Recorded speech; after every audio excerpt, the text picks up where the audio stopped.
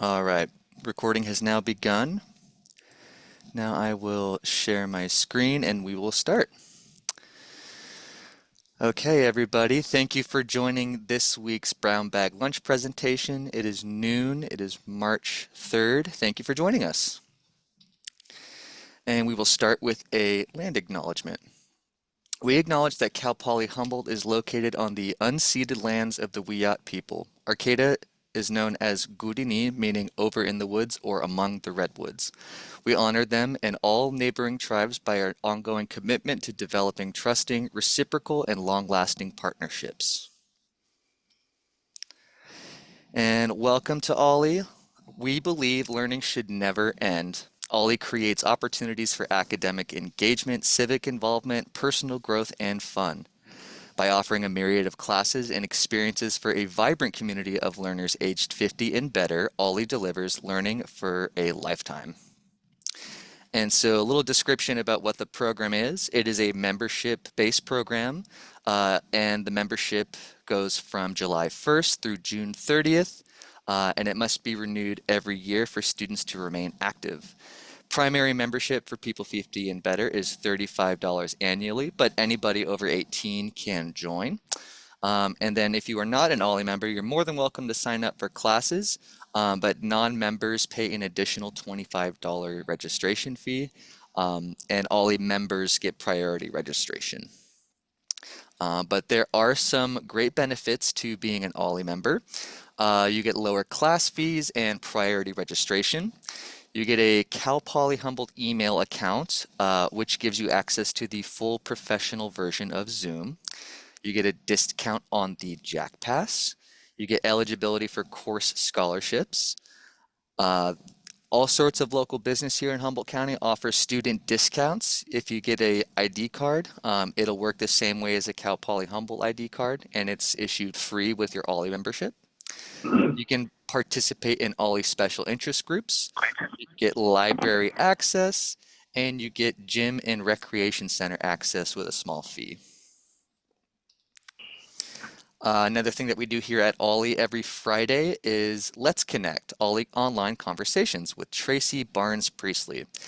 These weekly sessions, which began early in the pandemic as a response to the isolation brought on by COVID-19, it's actually become a regular meeting. We got a meeting of about 10 to 15 people every week. We have a brand new topic to talk about. And it's just a fun little gathering for, people to keep in check with each other, talk about interesting topics. Yeah, so that is very much one thing that we do to keep our OLLI community together. Like I mentioned before, our OLLI brown bag presentations are all recorded and archived. If you wanted to check out a previous brown bag presentation, come to our OLLI YouTube channel. It's youtube.com/@OLLIHumboldt. We update our archive every single week, and if you click subscribe on the YouTube notifications, you can get notified on when we upload a new one.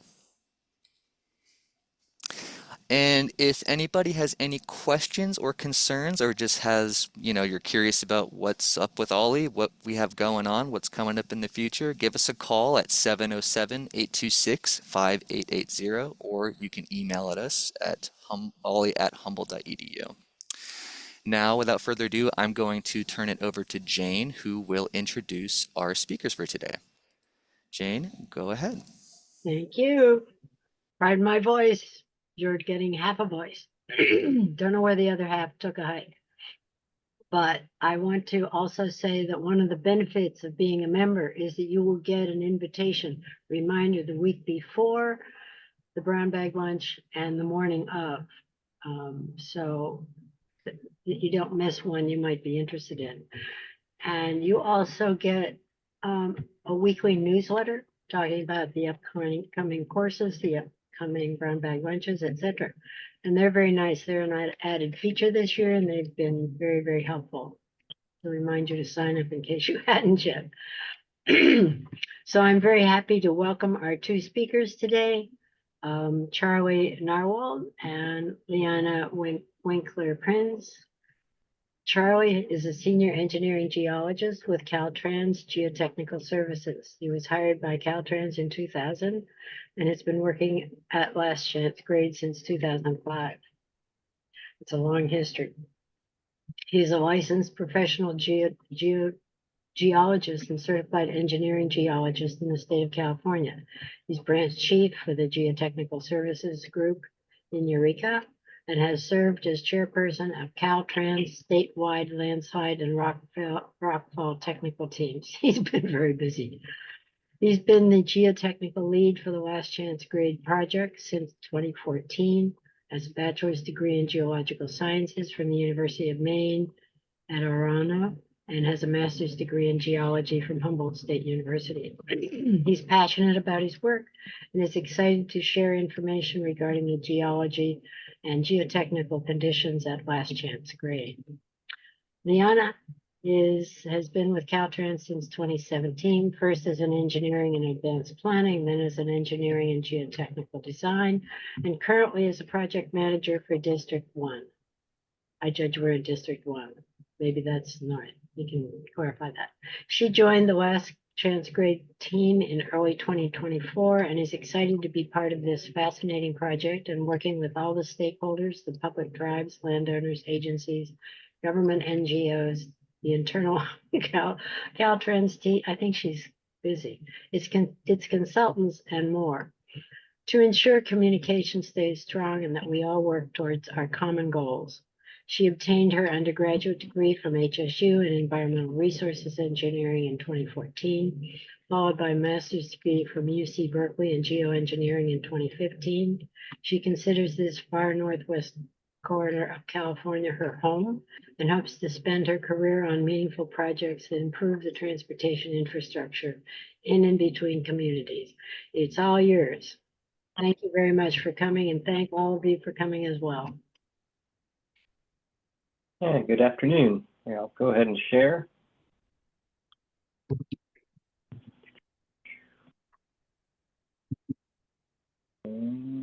Oh, by the way, I forgot to mention, if you have questions, you can put them in the chat and Charlie will elucidate that further. Yeah, feel free. If people have questions, don't be afraid to interject. You know, if we think it's going to take some time to provide a good answer, we may, you know, hold that question until the end. But if you have a quick question and it might provide clarification, feel free to pop something in the chat, or you can raise your hand, or feel free to interject. You know, we're here for you. You know, we want to give you the opportunity to learn something about Last Chance Grade, and yeah, I think we're going to keep it fairly informal and kind of light, and we encourage people to ask questions, and we're hoping to have ample time at the end to address people's questions.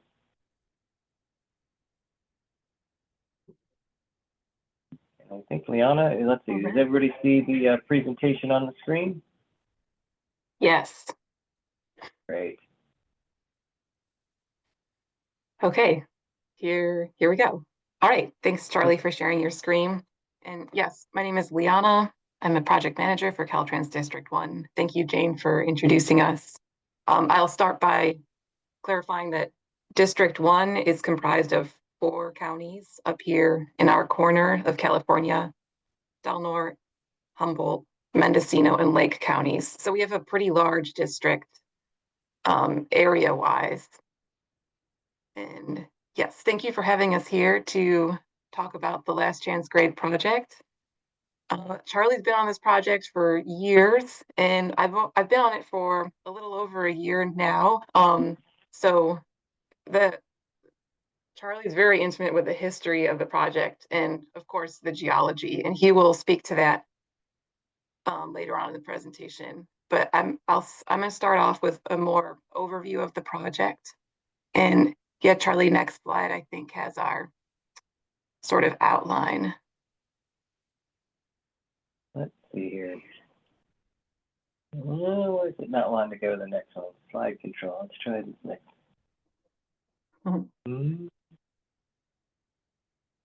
Much for the arrow button. Give me 1 second. Oh, there we go. Yeah, there it goes. Thanks, Charlie. Okay, so here's our outline. Yes, so I will give an overview, project context, history, what we're up to now, and what we're looking ahead towards for the future. And then Charlie will do the second portion of this presentation, more focused on the geology aspect of our project. Next slide. I don't know why it's not like in the. The arrow key's not working. Yeah, let's see. Why does it not want to do that? Bear with me. I don't know. For a second. Slide. Why? Well, that's tricky. How did you do it the first time? Oh, There we go. How's that? oh yeah. It looks Okay. like the roller. It looks like the roller ball will work. So if the arrow key doesn't work, we'll find a way to get through this. So there you go. Thank you. Okay, let's see. Charlie will be going into more detail, of course, regarding the landslides that plague this section of the US 101. But just a brief overview is here. The lines, the dashed lines outline some known active landslides at last chance grade, and this is the origin of all of our problems. So this is taken looking north. So to the north, you'll see three sort of separate outlines. Those are three active slides in, it's called the Broken Formation, further to the north side of our project area.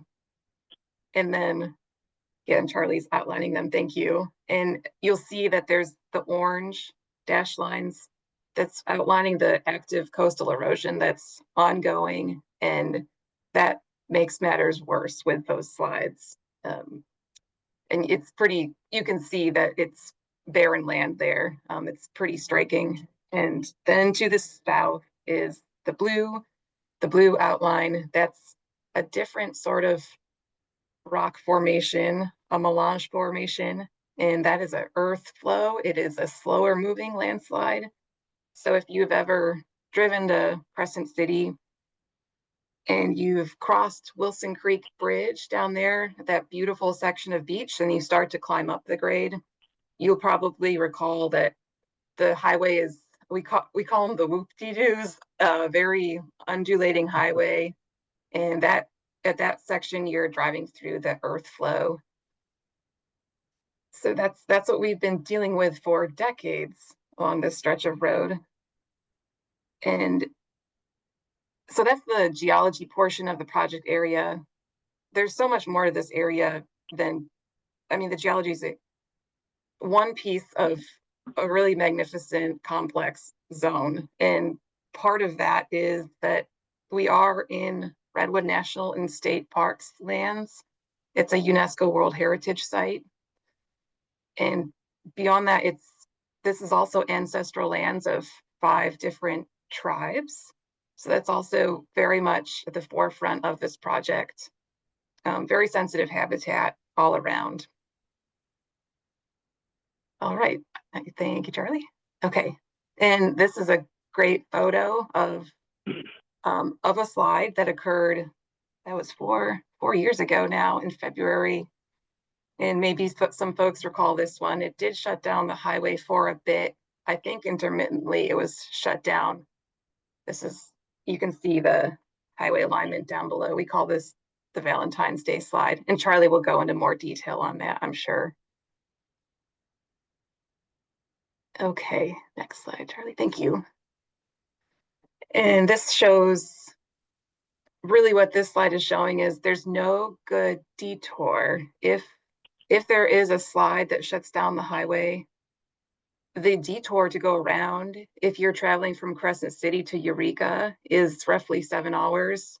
If you're trying to get between Klamath and Crescent City, which many folks do that drive daily, some multiple times a day, they do a commute, that's an 8-hour detour. And there's really no good alternatives And also it's important to note that this is we call it the all-weather detour because during the winter, we all know that sometimes the 299 will shut down, the 199, even the 5. So it's a long detour, and hopefully those main arteries are open. And yeah, so that's the length of the detour. And also we did an economic study that showed what would the result be if the highway were to shut down for a long duration, if there was a large movement. And there's some bullet points here that show some key takeaways from that. Over $200 million of travel costs for folks to make that detour, almost 4,000 jobs potentially lost, and over $400 million in reduced business sales and output. So it would have a huge impact if there was a long-term closure like that. Okay. All right, and so from all of these issues that have plagued the highway, it became clear a project was needed to find what this purpose statement says, a long-term solution to the instability and potential roadway failure at Last Chance Grade. And along with the purpose statement, we always have our need outlined. And here's our key needs. It addresses the economic ramifications, like I was just mentioning, if there were a long-term closure. Also, the impacts to the traveling public for those sorts of detours and delays. And we've been seeing increasing maintenance costs and emergency project costs to keep this highway open. It is increasing at a ever increasing rate. So that's we're very aware of that too. And then lastly, the more frequent and severe storms that we see as time goes on also accelerates landslide movement, and it just makes the situation worse. Okay. Thank you, Charlie. Okay. All right, and this is touching on this is taking us all the way back to March of 2014. Like I mentioned, Caltrans has been trying to determine what's the best course of action out here for over a decade, longer really, but in 2014 is when some organization started to occur. So there were 4 working groups established, and this image on the right just shows who all is involved in each working group. We have the Congressman Huffman's stakeholder working group, and that's comprised of leaders and representatives from local government, tribes, agencies, businesses. We have the Last Chance Grade Partners Group, which is more landowners. We also have the Biological Resources Working Group, which has a lot of folks from different agencies on that one, and also the Cultural Resources Working Group, which has representatives from each tribe, and also the state and national parks, the landowners. All right, next slide, Charlie. Okay, and so starting in 2015, we spent about 6 years with these stakeholder working groups, studying 18 different project alternatives. There were many. And in 2021, from all of that effort, it's on our project website if anyone's curious to see how that evolved over time. But in 2021, we had 2 build alternatives left. We called them Alternative X and Alternative F. And those were the 2 that were carried forward from that point on for our draft environmental document. Thank you, Charlie. Okay, and these are just some images showing all of the alternatives that have been considered. And again, this is all on our project website. You can get better quality images if you go there. But I think it's interesting to point out just for scale, each of these show a little F and a little X, which are kind of next to the, yeah, there you go. Thanks, Charlie. And so those are about a little over a mile long, if you can see.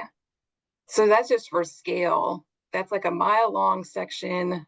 Those alternatives were kind of focused on, but we looked at alternatives that went quite a bit inland and took circuitous routes, trying to really find the best solution to the problem.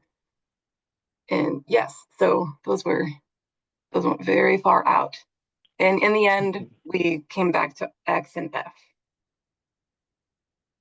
Okay, thanks, Charlie. Okay, and this shows working group outreach that has occurred since 2021.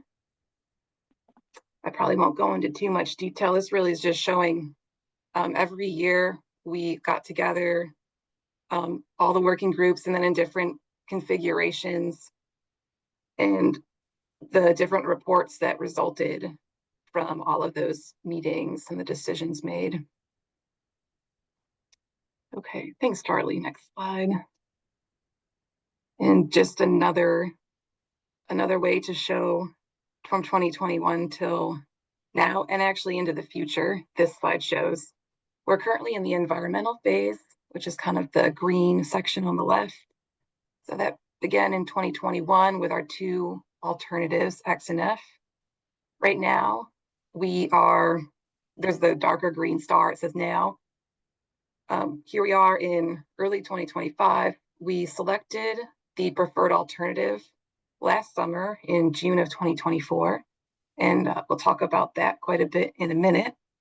So that's where we are now. We selected the alternative and we're continuing with agency coordination, and ultimately the end of this year is when we will publish the final environmental document and project approval. And in early 2026, we move on to the design phase, which is the blue swath, followed by construction, which we're targeting 2030 to begin construction. Okay, next slide. Thanks, Charlie. Okay, so this is just one more look at stakeholder engagement that's occurred. And I mentioned those 4 working groups, and here's just some photos from past working group meetings and field visits. And this is really meant to highlight that all of those working group meetings really got us to where we are. The input from all the stakeholders is how we got to the selected alternative we did. Next slide. Here's a flow chart that shows Caltrans's decision-making process for choosing an alternative. I would say I will focus on all of the input that goes into, it says that second box, it says PDT recommends. PDT stands for Project Development Team. And that's comprised of, that's usually used to refer to the internal Caltrans team that works on the project and its consultants. So it's a sort of internal group. However, the inputs that go into their recommendation, there's many, of course, the project purpose and need, but for this project in particular, the stakeholder input was huge. Kind of tried to show here all the different stakeholders who were part of those working groups over the years. Also, a very important consideration for this project was the environmental impacts associated with each alternative and how that came out in the end. And also delivery considerations was another big one for our alternative selection. This is a project that has a lot of risk. It's a huge project and in difficult ground. So that was also a consideration too. And okay, so essentially this shows that the PDT takes all that input and it makes its recommendation to our district director. and executive staff. And the district director ultimately will select the project alternative, and then we prepare the final environmental document. And also the project report is another, it sort of goes hand in hand with the final environmental document. And that comes more out of, it's more of the design side of the project. And when it's signed, it's been approved, and we complete this current phase. Next slide. All right, June 24, as I mentioned, is when we selected the preferred alternative, and that was F, the tunnel bypass.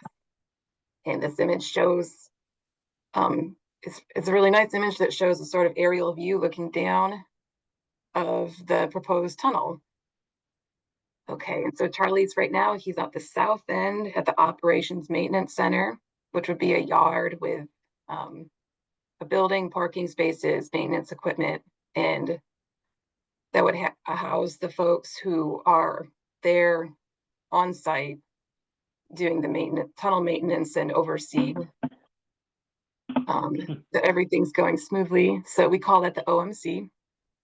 Okay, further north, there's some earthwork to get us to the south portal. And there's also the letters EDAS there. I'll describe that a little bit later. And so there you can see the tunnel projection. It's about 1.1 miles long. And then you come out at the north portal there. And if anyone can think about driving the highway to Crescent City from here, so driving north, if you're up on the grade and you're on the cliffs and you see the beautiful ocean to your left, there's a point at which you sort of turn inland and start to enter the forest, old growth forest. To the right, that's essentially where the north portal would come out. And the plan is to build a bridge there. There's a ravine and some sensitive wetlands. So it'd be a north portal from the tunnel and then over a bridge over the sensitive habitat. And then it would meet up with our existing highway. Next slide. Thank you. Just another more of a drawing of our selected alternative. And let's see, what is new information? I suppose the yellow line that shows our existing highway is currently proposed. The existing highway would be decommissioned. The land would be relinquished to parks, and the landscape would be recontoured and planted, which would involve, as much as possible, removing the existing structures. So the goal is to return it to its previous condition as much as possible. And I think another interesting thing to note is there is the coastal trail there. It's a very fine, squiggly black line. And so the tunnel would kind of, if you were to hike the trail, the tunnel would be, I think up to 200 feet below you as you hiked through the forest there. And there's also hopes to make, for the coastal trail, to improve currently it crosses the highway there at the north end, and it's not a very safe situation. So as part of this project, we would like to make that a safer crossing for hikers. Okay, and another important thing to note is the tunnel would have a separated pedestrian and bike pathway, which I think might be shown on maybe the next slide. Go to that, Charlie. Oh, maybe it's in 2 slides. Okay, so here's what the Operations Maintenance Center might look like if you were on the highway looking over. And that's about all I have to say about that one. You go to the next slide. Okay, so here's a graphic of the proposed south portal. And you might be able to see that there's, I think, a little biker on the right and a little pedestrian on the left. It's proposed to have these separated walkways or riding paths that are slightly elevated. That's our current design. And I think the next slide, Charlie, shows it, just another view of that. So yeah, one northbound lane, one southbound lane. And then you can see here, this is the north portal. In the forefront, there's these sort of railings that's meant to show that there's that bridge beginning there over that ravine. Okay, next slide, thank you. Okay, so now that we have a selected alternative, we can get more detailed on really assessing the project impacts and how to mitigate for them. So one category of mitigation is for biological mitigation. And this is something that our environmental folks are working really hard at right now in collaboration with other agencies, especially national parks and state parks, since they're landowners in the project area. Also, this photo shows a field trip that also involves the California Coastal Commission. And there's many other agencies too that are being coordinated with Fish and Wildlife, for example, and there's many more. But ultimately, the goal is commensurate and effective mitigation. Next slide. And another very large category of mitigation is cultural. And this is to mitigate for the loss of, it's called the traditional cultural landscape. Like I mentioned, this is the ancestral territory of 5 different tribes. And so Caltrans is working through the Cultural Resources Working Group and also through tribal council meetings, working with the tribes to assess like what does this project mean to the tribes and its impacts, and how can we mitigate for those sorts of impacts in a meaningful way. And those conversations are ongoing too. Okay, thanks, Charlie. Okay, and then more on the design side of the house, we are trying to do, we say advancing the design between now and the end of our current environmental phase, just to try to be more ready for when the design phase begins early next year. So here's a couple things we're looking at very closely is the sort of the tunnel cross section and the infrastructure it needs. I will be the first to say I had no idea how much infrastructure a tunnel requires for especially for a highway. I thought it was just a tube through the earth, but there's much more than that. And also tunnel safety systems goes hand in hand with that. And that's also being closely evaluated right now. Okay, next slide. Okay, this shows our project team. And this is the complete project team for our next phase, the design phase. And I think, Charlie, maybe go to the next slide. If I think I put in, yeah, thank you. Yeah, that one. It just shows that those 4 boxes are Caltrans folks. But beyond that, we have 4 contracts we plan to procure for the 1 phase. And let's see, I'll start at the bottom left. It says construction manager, general contractor, also known as CMGC.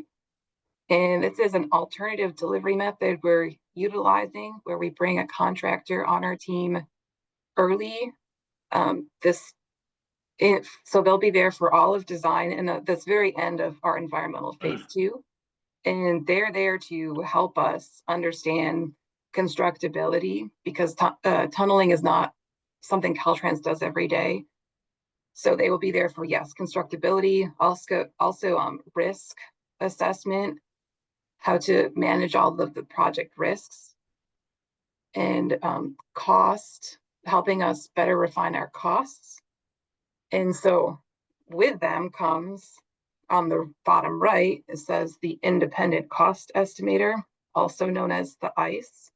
So that's a sort of third party that will help evaluate project costs to make sure that we're getting really, we're coming to like fair pricing that's agreed on between Caltrans, ICE, and the CMGC.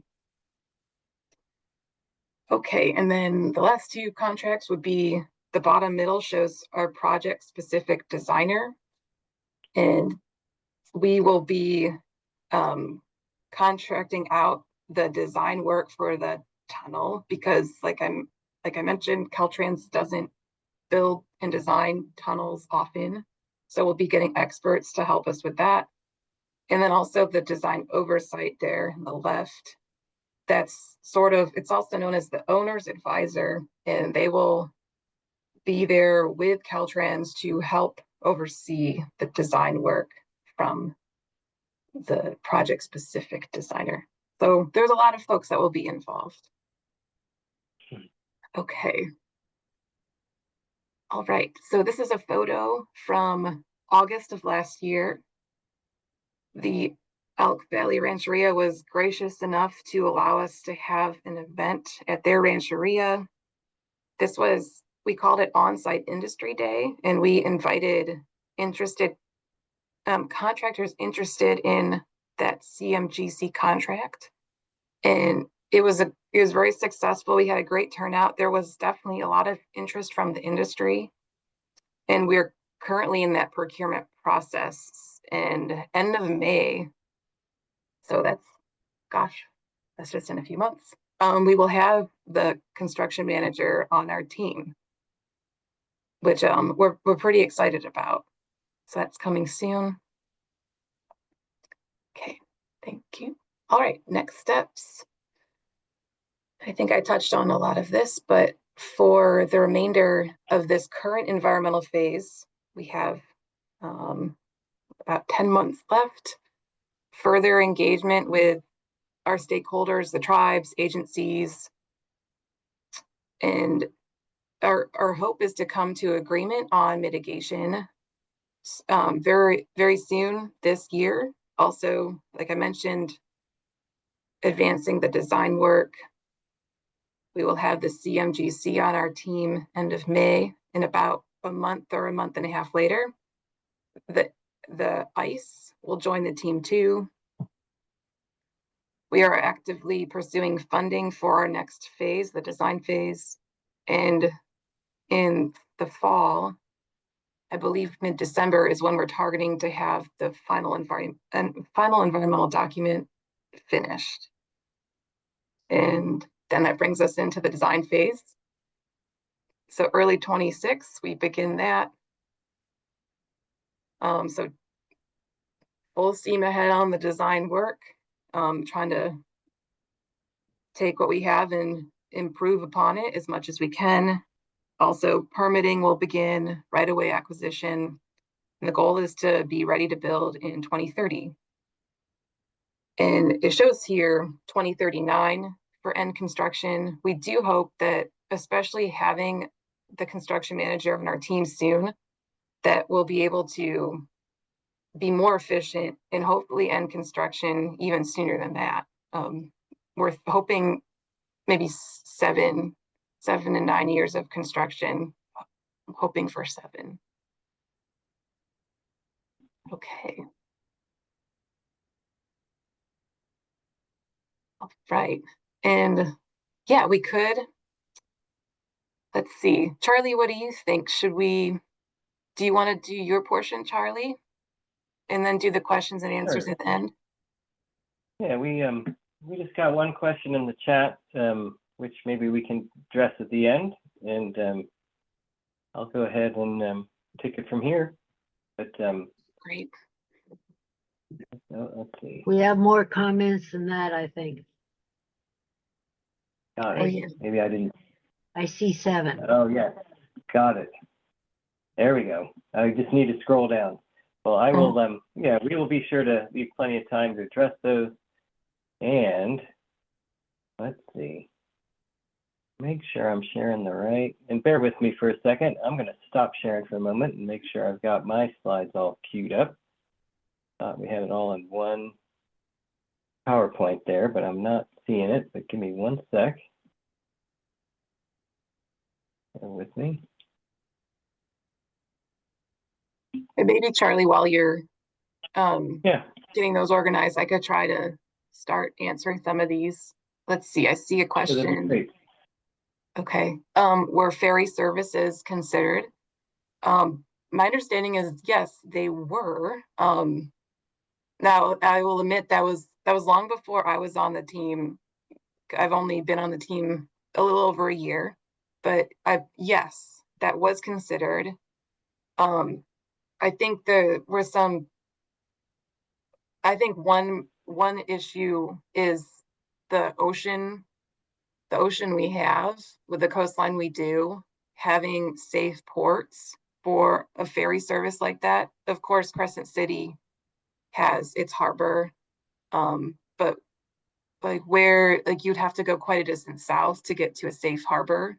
So that was, I think there were some other concerns with the ferry too, which I'd be happy to dig up if someone's interested in more details on that.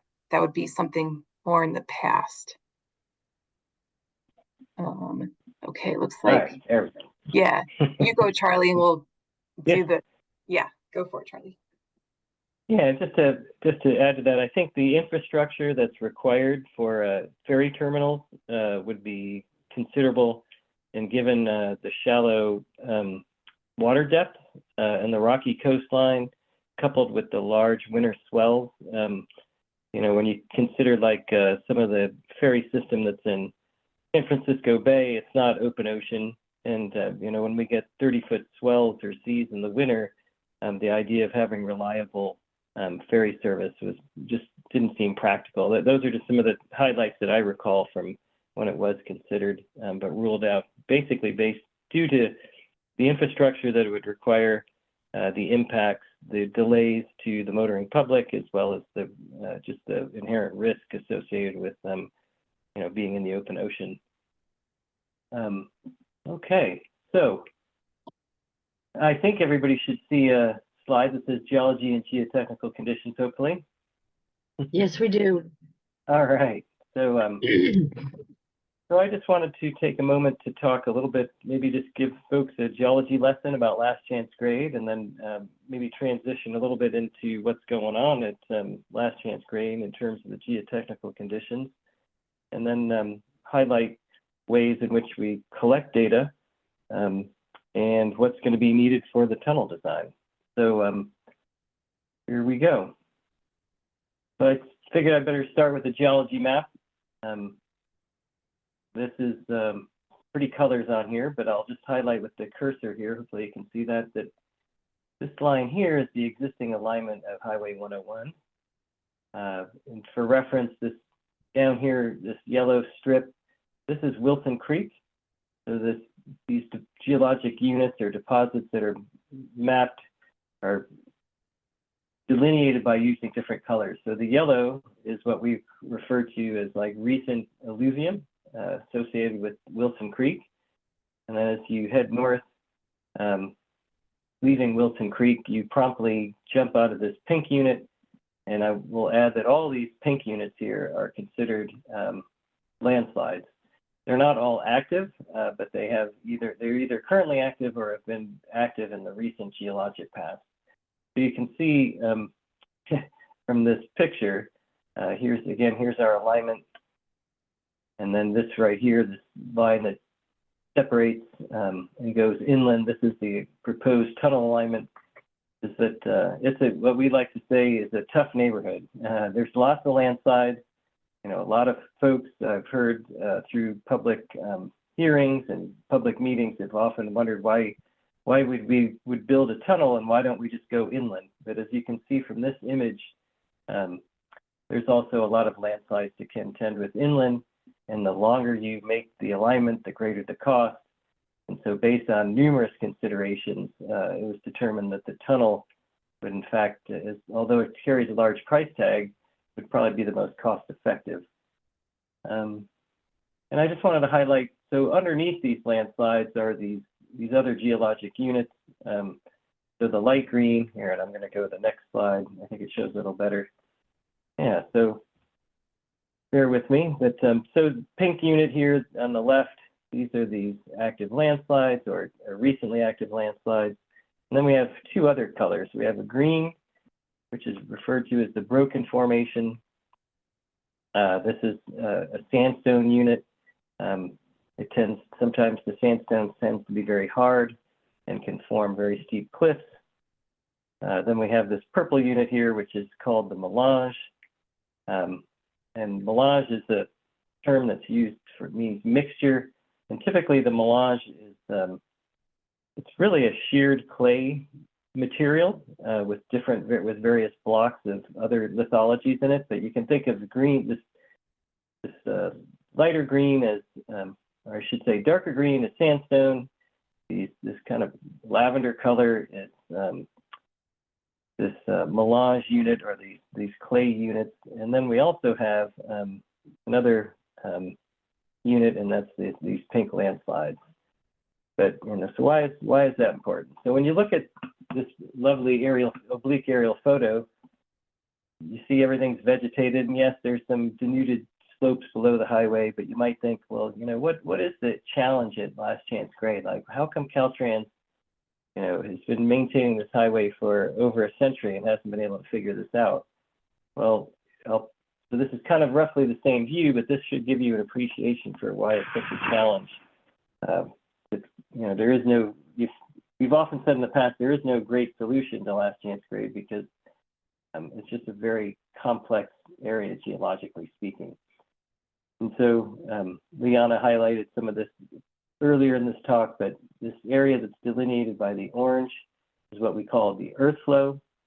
This is this melange unit, which is typically characterized by this sheared clay material, tends to be very low gradient topography, supports a lot of scrub and coastal vegetation communities.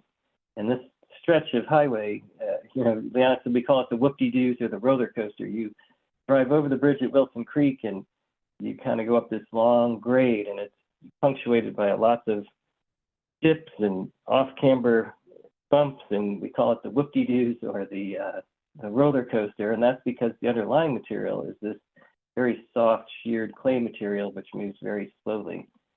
And I'm just going to highlight the existing alignment on this, and it kind of comes right across the middle of this area delineated as a landslide complex. But this is what, when people refer to as the Last Chance Grade landslide complex, this is generally what we're referring to. And why do we call it a complex? Is because within this area that's delineated by this yellow boundary, there's a series of distinct landslides that move at different rates, and they have different characteristics, different depths of movement.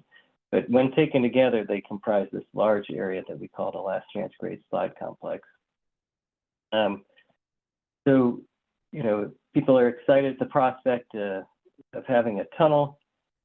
Most of this tunnel, and this is a projection of the tunnel, it will go well inboard and underneath or behind to the east of this landslide complex. But one thing that's important to note is that the southern portal actually daylights in this earth flow, and this earth flow ranges between the depth of movement, or the depth of the failure zone of the earth flow ranges between about 80 and 130 feet below ground surface. So we're not entirely out of the woods in terms of having to deal with landslides. We still have a significant challenge ahead of us, try to design and engineer the approach to the south portal, which will daylight in this earth flow area. So just to reiterate, so we're north of Wilson Creek.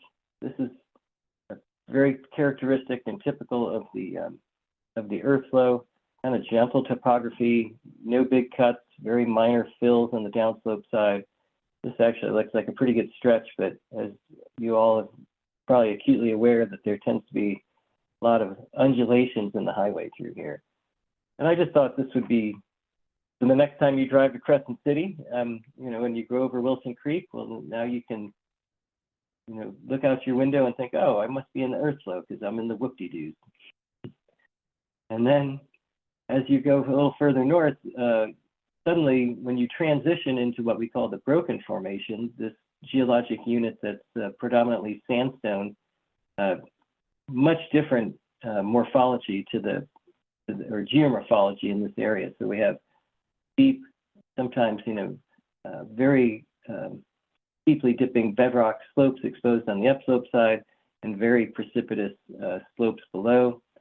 The highway through this section of the broken formation is almost supported entirely from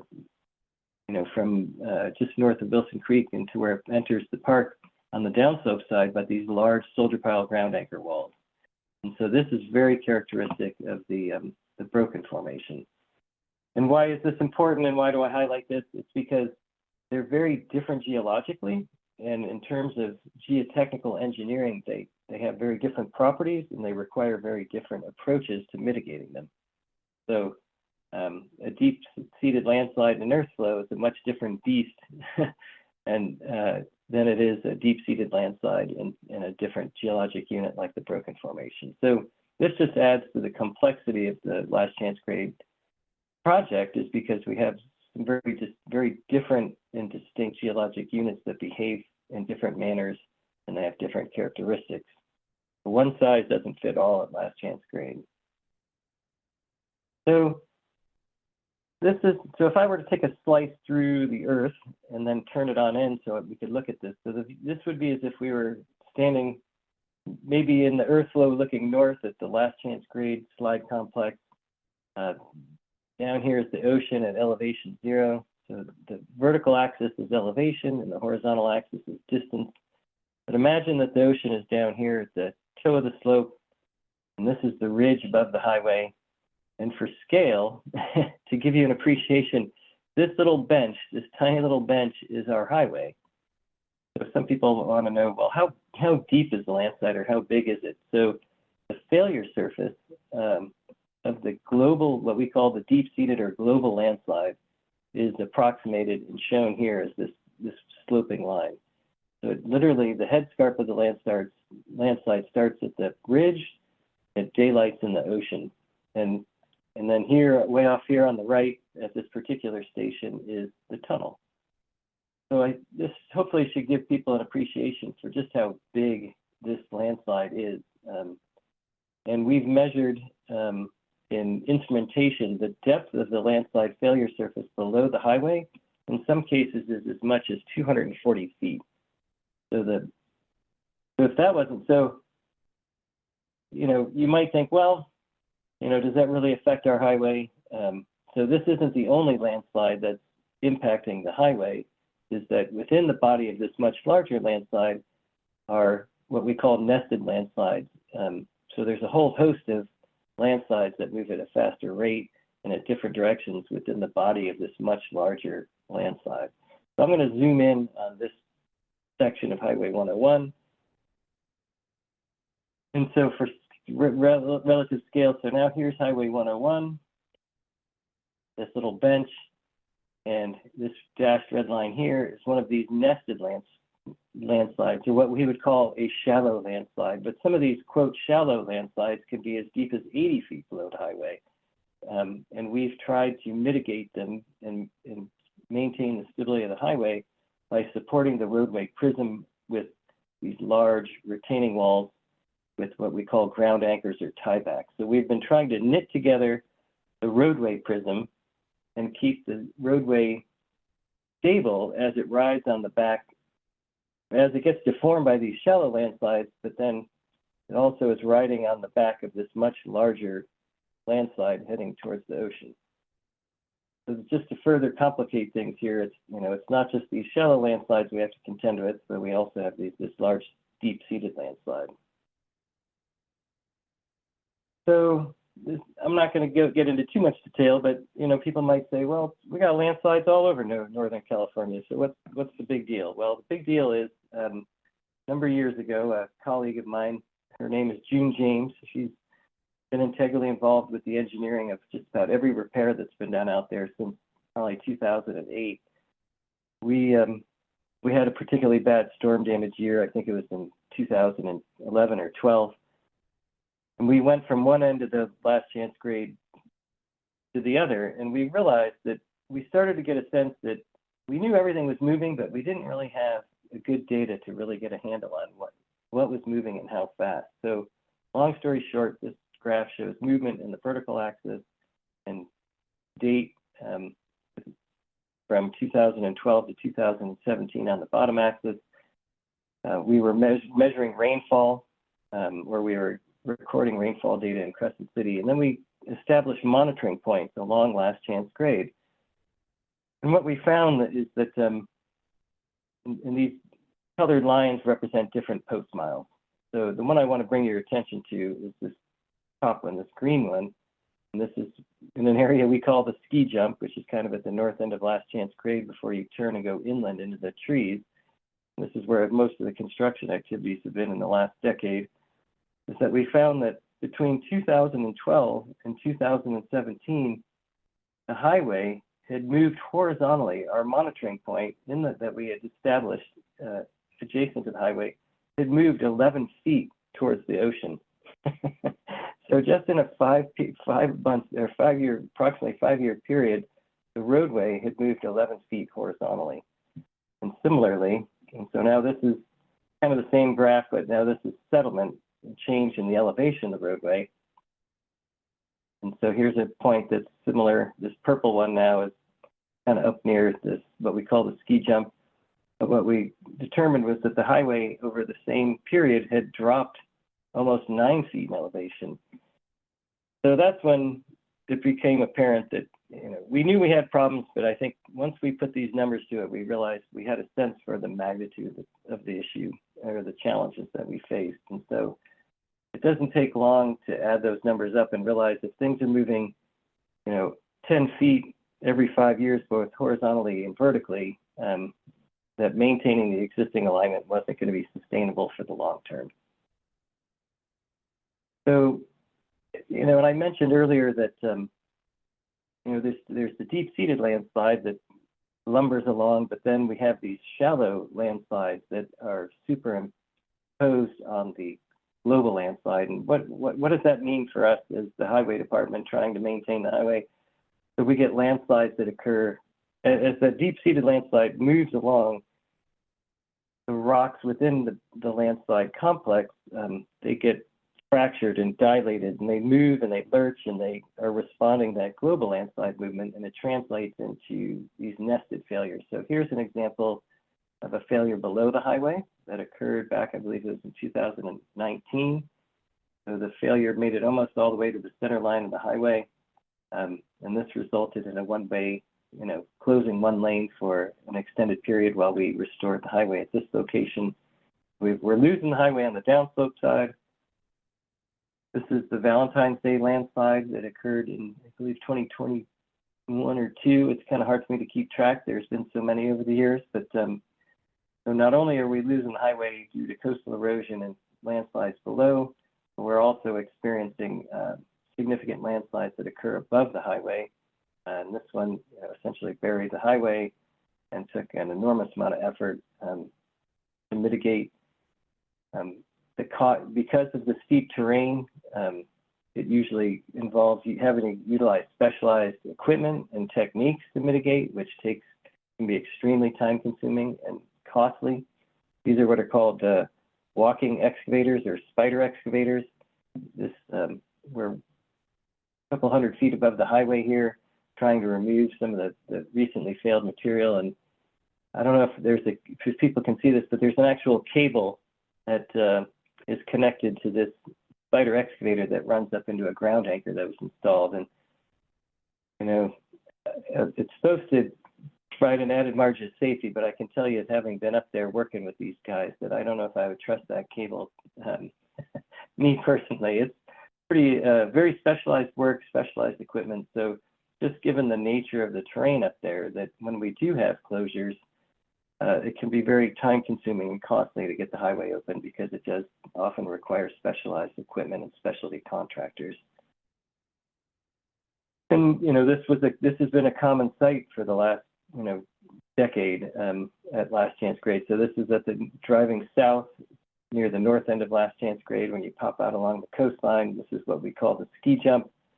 But up until about 2 years ago, actually last chance grade was only open to one-way traffic for almost a decade. So when we opened up to two-way traffic back, I believe it was in the fall of 2023, that it had literally been a decade that Highway 101 had been under one-way controlled traffic due to these construction activities. But this certainly doesn't look like, U.S. Highway 101. So, the delays are certainly significant, and it's just not sustainable. And also, and so in order to maintain the highway, we've been having to build these very large soldier pile ground anchor walls below the roadway, basically to keep the highway intact as it rides towards the ocean on the back of this large deep-seated landslide. So so that's kind of what we've been up to, and just kind of an overview, but I wanted to just switch gears a little bit, recognizing the audience, and people might be interested. It's like, well, how do we figure out how deep these things are, and how do we know what rate they're moving at, and how do we come up with solutions, and how are we going to collect data for the tunnel? So I just thought I'd touch on that for a minute. So there's field mapping, which requires taking maps, and you literally go out there with your maps in hand and your GPS units, and you do what geologists do, which is they map the rocks and the exposures and take all kinds of geotechnical data from the field. But I can tell you that this is a tough place to do field work because the vegetation is so thick. This was one of my colleagues as we were walking one of those proposed alternative alignments when we were evaluating one of the inland alternatives. But it makes it very difficult to perform field work when you have vegetation that's this thick, and these are kind of the conditions that we're working in. Another way that we collect geotechnical data is through geotechnical drilling. People have probably seen, oftentimes all over our California highways and elsewhere within the country, you might be driving by and you see the drill rig. 9 times out of 10 in this part of the world, it's probably doing geotechnical drilling. So we are collecting core samples and installing instrumentation to characterize the subsurface conditions. When we were evaluating all the alternative alignments, we did a lot of geotechnical drilling on Green Diamond property. We had an access agreement with Green Diamond, and that afforded us, they own a lot of the property that's inland of Last Chance Grade and inboard of the parks. So here we are drilling on a logging road. And then because of the steep terrain and limited access other than our highway and on Green Diamond property, we've actually used helicopters to fly in specialized drilling equipment where we fly in these platforms. So the first thing that's flown in are these platforms that are placed on these hand-dug pads. And then this drill rig comes in pieces. It's flown in parts, and it's actually assembled on site. And there were some temporary impacts associated with this activity of removing the vegetation. But within 12 months of completion of this activity, most of this, we're fortunate here with rainfall on the North Coast that most of the vegetation had grown back. So where there were large enough holes in the canopy, we were successful in flying in these modular drill rigs. So when I say geotechnical drilling, what are we doing? We're essentially collecting core, we call it core, or soil samples. So we're collecting samples of the subsurface so that we can characterize what the lithology is and what its engineering properties are. And here's an example of one of our core boxes. So here's some of the sandstone that we were talking about. And then in some cases, the sandstone's weathered to this down here in the lower right-hand corner. There's a lot of shear zones, and this is where a lot of the displacement occurs, and a lot of the landslide failure surfaces correspond with these shear zones where there's interbedded shale units within the sandstone that become decomposed, and then they serve as slip surfaces. So we're collecting a lot of core, and here's a hole in the ground behind this bucket. This is one of our borings. And we do a lot of what's called instrumentation. So we put in instruments in the ground to measure where the groundwater is, fluctuations in groundwater. We also measure displacements at depth, so we can determine where the landslide failure surface is and at what rate it's moving at. We can also do what are called groundwater tests that involve multiple borings, where we can pump water out of one hole and look at the corresponding change in the groundwater surface in the adjacent hole. that allows us to estimate things like permeability and understand how groundwater flows through the landslide mass. So we've got lots of instrumentation in the ground. And I'm looking at the time here, and I think I'll try to buzz through these last ones. And then what's really fascinating, and this is something that really, become very prevalent, not only at Last Chance Grade, but at some other large landslides that we're working on here on the North Coast, is we also can use satellites now. So each one of these little, so here's an aerial view of, this is alternative F. So this is alternative F. Your Highway 101 is this bench that's kind of shown in the upper portion of the picture. I won't go into too much detail here, but the colors reflect changes in the ground surface. So we now have the ability to use what's called LiDAR. And what LiDAR does is it allows you to take a very accurate measurement of the Earth's surface. And if you compare, and if that surface is moving over time and you do you collect subsequent data, you can compare these different surfaces of the Earth. And when you compare the two, you can see what's moving and what's going up and what's going down. So it's called a DEM of difference or a DEM of change. And DEM is a fancy word. It just means digital elevation model. But essentially, we're taking pictures in time of the Earth's surface and then comparing those pictures. And then in comparison, we can see what's moving. And so the red usually means that there's been an increase in elevation, and this light cool color here on the right, this means all this real estate is going down, and this coincides with what's called the Wilson Creek landslide. So we're using these LiDAR images, comparing LiDAR images, but then these little triangles, these little tiny specks that you hopefully can see, these are actually points that the satellites are flying overhead every 4 to 8 days, 14 days, depending on the satellite. And they can measure spots on the Earth's surface with millimeter precision. And then over time, you can look at the rate of change of these individual points. And so not only are we doing these comparisons of the Earth's surface at different points in time, we're also using satellites to very accurately measure the direction and rate of movement at various points along Last Chance Grade. And this is now this is a projection of the tunnel, alternative F. Here's our existing alignment. All these little different colored circles are where we've done geotechnical borings. And so then we have this light cool color here. This blue shows loss. The land surface above the highway is lowering, and there's a rotational component, so it's essentially you're seeing a little gain in the height elevation of surface or the land below the highway. But really, I just wanted to highlight that we're using satellites and fixed-wing aircraft and drones to basically also collect data that allow us to monitor what's going on at Last Chance Grade very accurately and how all that relates to this tunnel alignment. Pretty fancy stuff.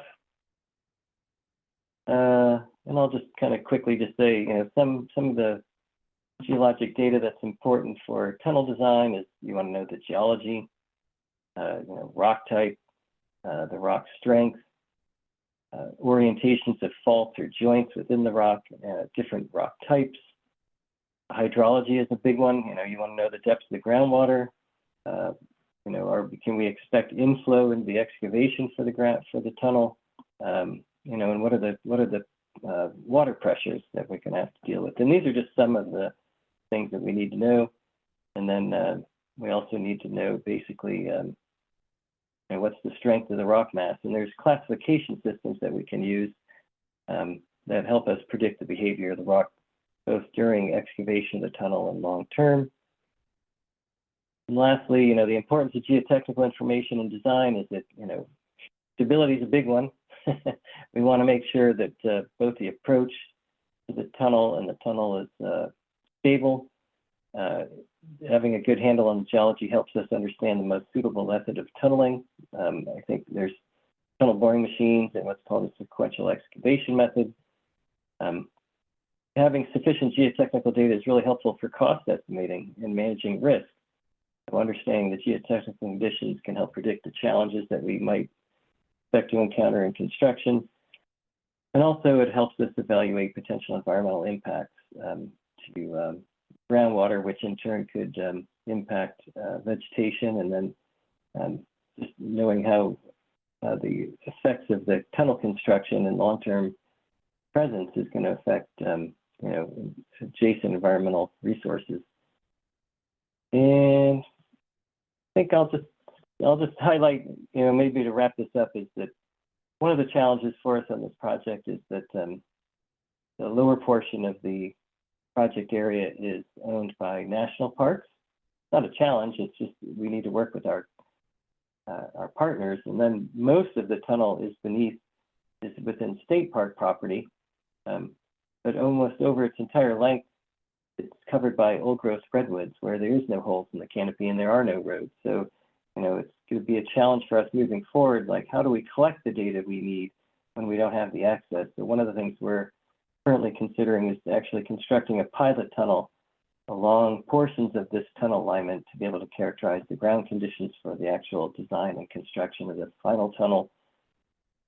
This is just a portion of the geotechnical team. This is a group of experts that were hired to help us with the alternative selection. And again, this is just a portion of the geotechnical team. This doesn't represent the entire group. There's centuries worth of experience that's going into figuring out our last solution to last chance grade. And then lastly, this is actually at dawn, and this is the full moon setting. So I didn't have a good sunset picture, but this is from Crescent Beach in Crescent City, and we've got the full moon setting just as the sun was coming up. So that's what I had to offer, and let's maybe we can turn it over and take a look at the chat and give people an opportunity to ask questions. And I think Liana might need to drop off, but I'm happy to stick around and answer the questions as best I'm able. Well, you have a bunch of them. Okay. And we can go on as long as everybody's patient, because the questions and your answers will be recorded. So you don't have to worry about that. And if somebody has to leave, you can look at it later. I don't know if you want to start at the beginning.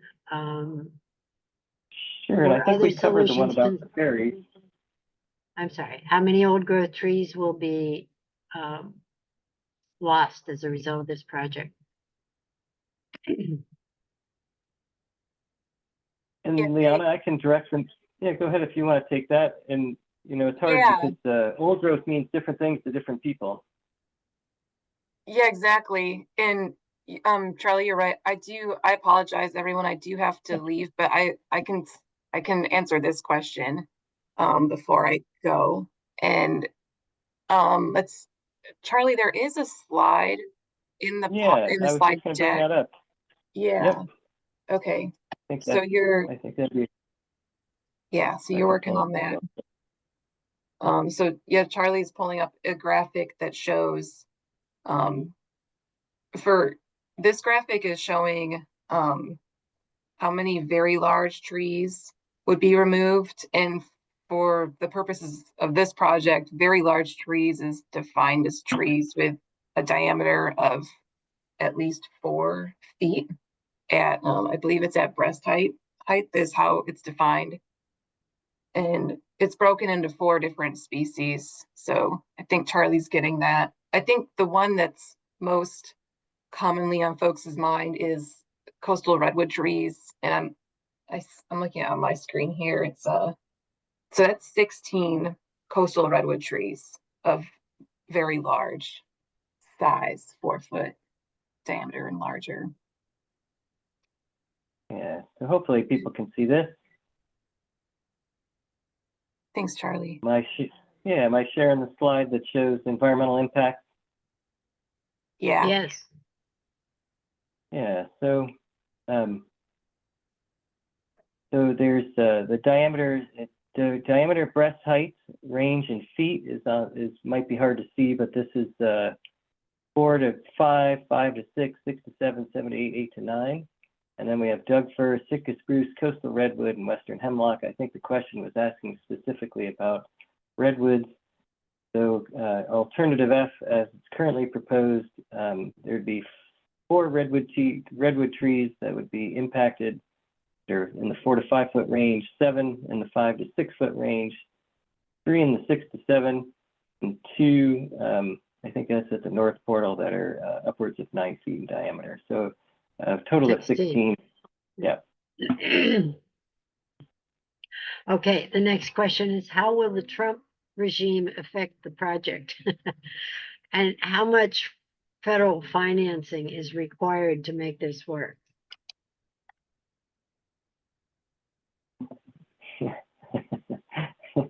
Yeah, tricky one.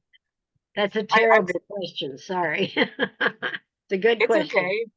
It's a, it's good to think about because it is reality. And I know I'm supposed to be gone by now, but I'll just quickly, it's unclear how things will evolve. I think maybe everyone can relate to that. It seems like as the weeks go by, things are shifting. So unknown. But some good news is that this project has a lot of support within the state. And it seems likely that our next phase, our design phase, will be funded by state dollars. So that's good news. And as we talked about, our design phase will take about 5 years. So then there might be a shift in the administration. It is true that what will it look like when it shifts, also unknown. But one last thought is the fact that this is in a rural area and tunnels are kind of a streamlining of the highway. There's like things about this project that might even though we're in a blue state generally, might still be looked at favorably on a federal level, if that makes sense. So hire Elon Musk tunneling machine. yeah, I know That might solve all your talk about- problems. Sorry. that does come up in conversation. It does. I'll bet it does. Okay, I'd like to know more about the North Tunnel entrance and the risk to the environment and mitigation that is in place. And Leon, I'm happy, and it depends. If you need to drop off, I can certainly take a shot at these, and we'll have them in the chat. And if I can't answer it sufficiently, people could always email their question. I'll provide your email address too when we adjourn. So if Thank I you. don't adequately address it, we can. It sounds like it's okay if they were to email you directly. Yes, I just dropped it in the chat. So perfect. Yeah, thank you. Right. Thanks, you all. Liana. Great presentation. Absolutely. Thank you, Liana. Yeah. So let's see, I'd like to know more about the North Tunnel entrance and the risk to the environment and mitigation that is in place. So there are impacts to existing resources. I can tell you firsthand that Caltrans and its partners have spent an enormous amount of effort trying to essentially thread the needle on that north portal to try to come up with a alignment that would have the smallest footprint possible. And that effort is ongoing. And so by bringing on the CMGC contractor, we're also looking at continuing that process of trying to find ways not only to design, but to construct the tunnel to minimize impacts. In terms of, there are going to be impacts. And in terms of mitigation, I might direct people to our webpage. I'm not trying to evade the question. I just meant there's a lot of information on our webpage about mitigation. But I think, I used to work for Humboldt Redwood State Park in Wiat, and anybody that's lived up here knows that these trees are priceless. And so trying to figure out the appropriate level of mitigation for something that really can't be replaced is certainly a challenge for all the entire team, including our partners. And so there are numerous ideas that are being put forth and that are being discussed, and just know that it is a big topic, and trying to figure out what's an appropriate level of mitigation is a challenge for all of us. The next question is, funding? federal funding. Yeah, you want to just go through? How much federal funding would be involved in this project? Percentage? like Liana said, a lot of the funding is likely going to be state, but you know, the Federal Highway Administration certainly has a say and a hand in this. And I think she's probably spot on with so much uncertainty on a day-to-day basis right now. It's hard to predict, you know, which way things will go. But you know, all I can say is that I know our director and Congressman Huffman and Senator McGuire have been pushing hard to secure the funding, you know, as soon as they can for the design phase and the construction phase.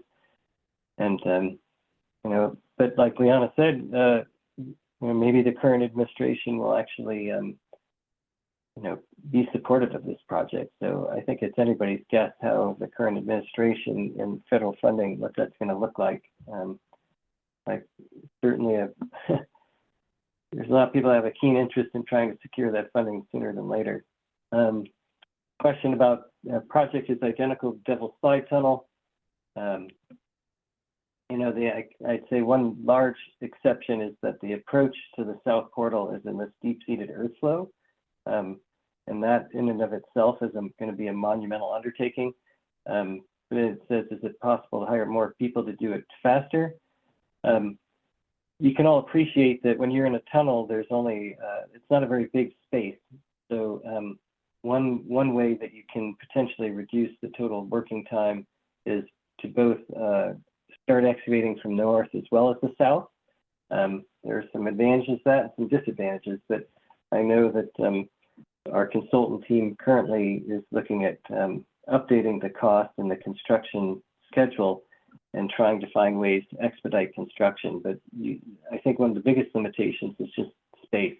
And it's like, you can imagine you and your friend were digging a hole and you're trying to go as quickly as you can. You don't want it to be too big. There's only enough room for one person to be in that hole at any given time. So you know, by putting more people in the hole, it doesn't necessarily go faster, but you can come in from both ends, and that is one way to try to expedite expedite construction and reducing the overall construction timeline. Are the sandstones and clays all part of the Franciscan Formation?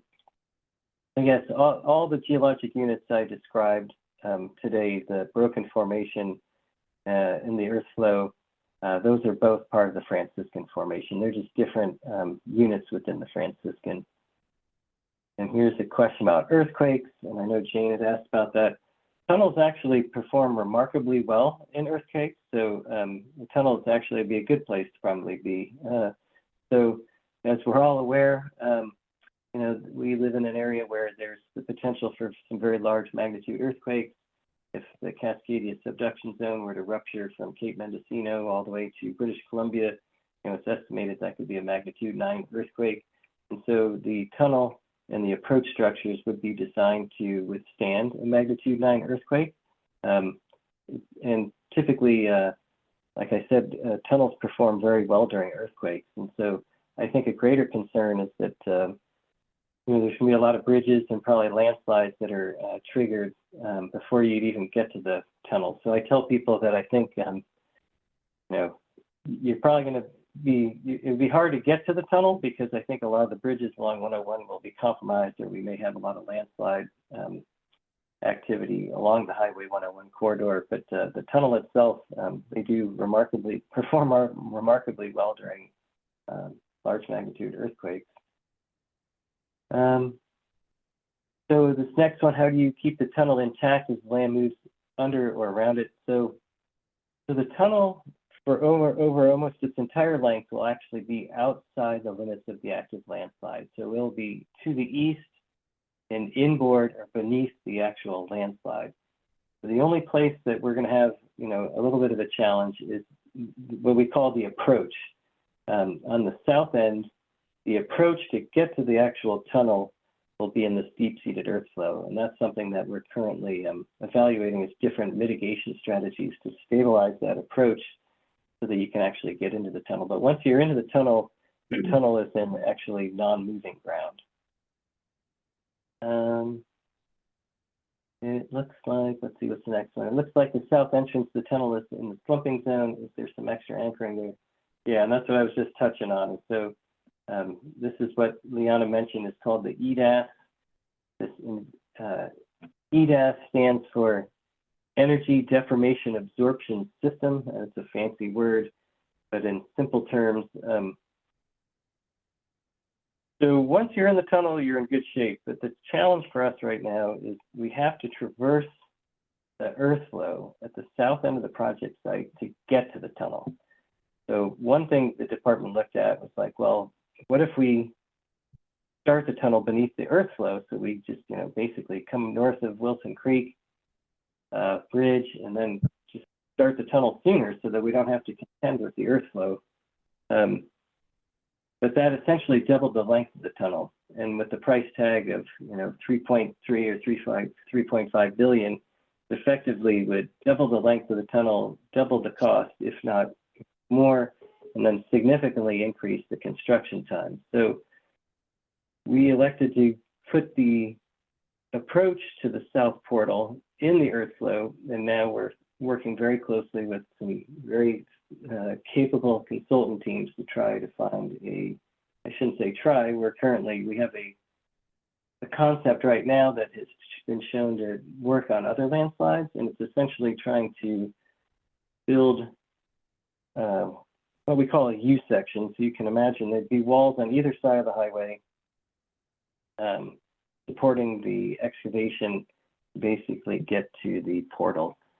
But yes, that's a very good observation. It's yes, the south entrance to the tunnel is in the earth flow or in the melange unit, and that is definitely going to require some additional anchoring of sorts. And then I see Liana's signed off, and that's got her email address.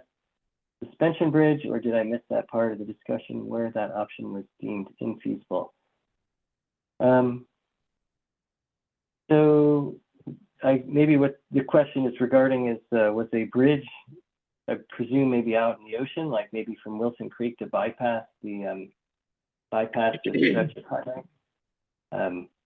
There were early on some considerations for trying to build a viaduct out over the ocean or a bridge, like saying starting around Wilson Creek, and then, but essentially, because of the steep terrain and the proximity of the existing highway alignment to the coastline, that structure probably would have had to gone clear on up to Crescent City, and the cost would have been astronomical. So it was ruled early on that it was not feasible to build a bridge essentially to go around Last Chance Grade. And let's see, I got something that popped up on my screen. I can't see. Let me close that so I can see the questions.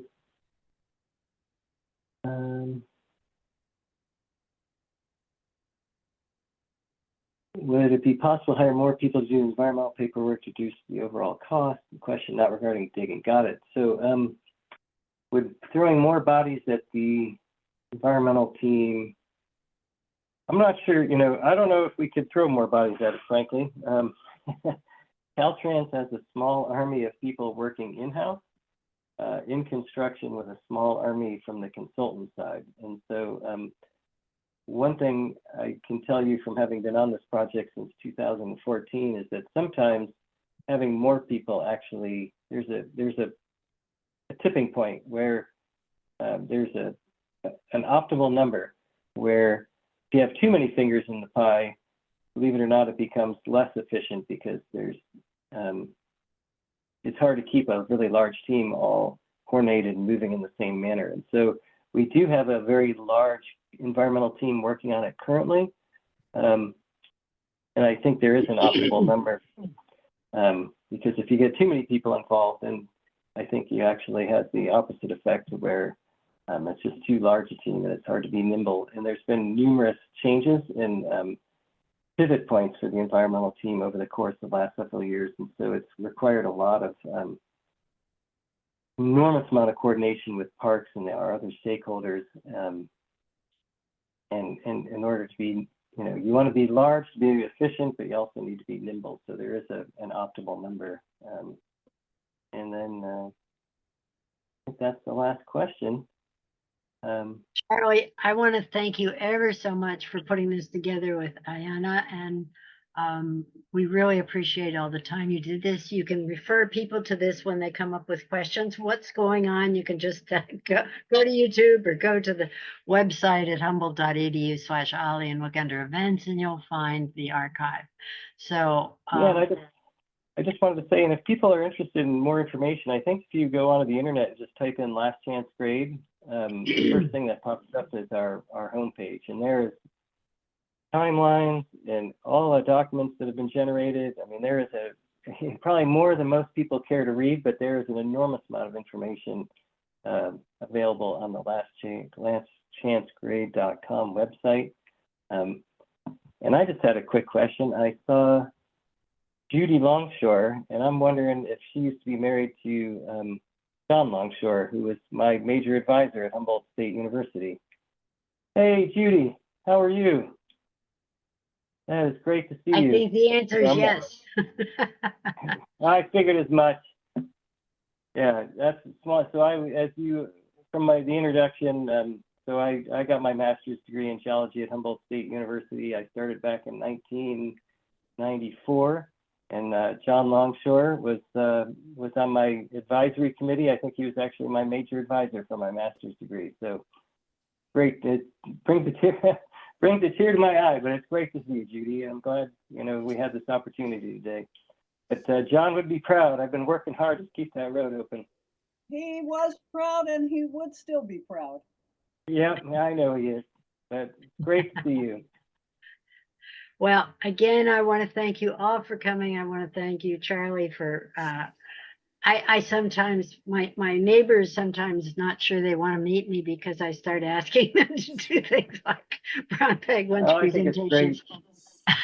But I really appreciate it. We're both public servants, and we figure it's your taxpayer dollars that are paying for our salaries there. And so I feel an obligation to the public. And I used to work for California State Parks down at Humboldt Redwoods. And so I have a vested interest in those trees like a lot of other people. And so it's been an enormous challenge, but we certainly, just be rest assured that I feel like Caltrans has done everything possible to try to minimize impacts. And it has been a heroic effort by a lot of people.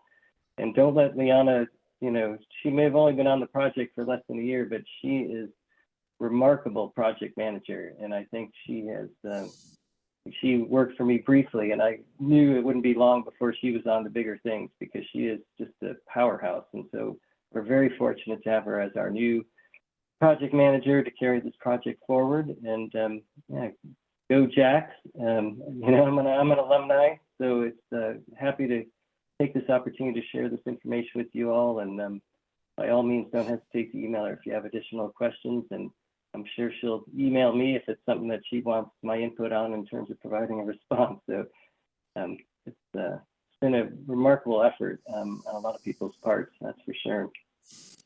Well, and I want to let you know that next Monday, we're going to have an update on Life Plan Humboldt for those of you who are interested in that, and how they're basically making great progress toward establishing a residential-led community where seniors can go and age in place and get support. And it's it's near a lot of, it's very interesting. I recommend you take a look at it if you get a chance. It also has a website like planhumboldt.com, I believe it is, maybe org. In any event, thanks so much. We look forward to seeing you again. Yeah, thank you for your time today. Thank you for the opportunity to speak, and I encourage everybody to stay active, right? I'm in the OLLI group.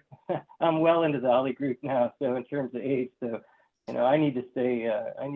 Well, yeah, become a member if you aren't a member yet. By the way, we need to try to get our membership up to keep this whole thing going. So if you are a member, you'll get an invitation every week. We have one of these. So that's part of the bennies. Thanks. Do join us. Jane. It's only Jane. $35 for the entire year. So we'll look forward to seeing you again. Take care, everybody. Drive safe out there. Happy New Year. Take care. Thanks, Dan.